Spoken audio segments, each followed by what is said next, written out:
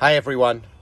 When I woke up this morning, I looked out of the window and saw the snow gently falling, and for a moment imagined perhaps the only thing we'd have to worry about would be a snow day.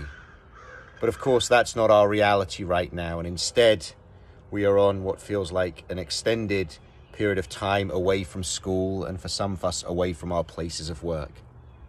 But it's so important still to find those moments and those opportunities to come outside, to get a breath of fresh air, to appreciate the sounds and the beauty of the nature around us, and to find a moment to disconnect, even if just for a moment, from the challenges and the pressures that we're facing in our lives right now.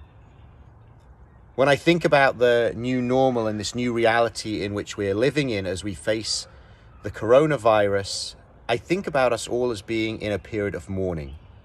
I really feel that the analogy and the imagery of loss can be very helpful for us in our lives. Right now, we are dealing with a time of loss. With COVID-19, we have lost some of the freedoms that we take for granted. We've lost the ability to go out to restaurants. We've lost the ability to send our children to school. We've lost the ability to go to our places of work. And whenever we suffer a loss, whether of a person, of our health, or of, in this case, some freedoms and some abilities, we mourn. And in this way, I do think that the 5 stages of mourning can be very helpful for us in thinking about how we ourselves are dealing with this moment in time. The 5 stages suggest that we go through denial, anger, bargaining, depression, and then acceptance. Now, while often we read about these stages as though they are a continuous list, and you move from stage to stage to stage in a steady progression, I would suggest that really they are 5 stages that we move in and out of at different moments.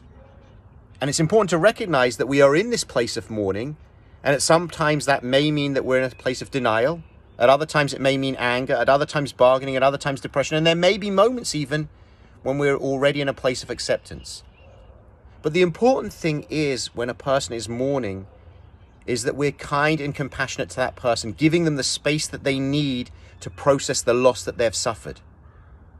And that applies for how we treat one another, but it also applies for how we treat ourselves. We need to give ourselves the time and the space that is needed to process this loss. We need to be kind and compassionate with ourselves as we're in this time of mourning. And that means being realistic. There will be some challenges to each one of us in the days ahead. Moments where we might feel some of these different stages, and we need to recognize that, understand that, and allow ourselves to be in that place, whatever it might be. When we think about Judaism and our stages of mourning, we have those days of aninut as we prepare for the burial. We are now through those stages. But then after the burial, we move into a period of shiva, which is an intense period of mourning. And we also feel that the first 3 days are more intense than the second 3 days.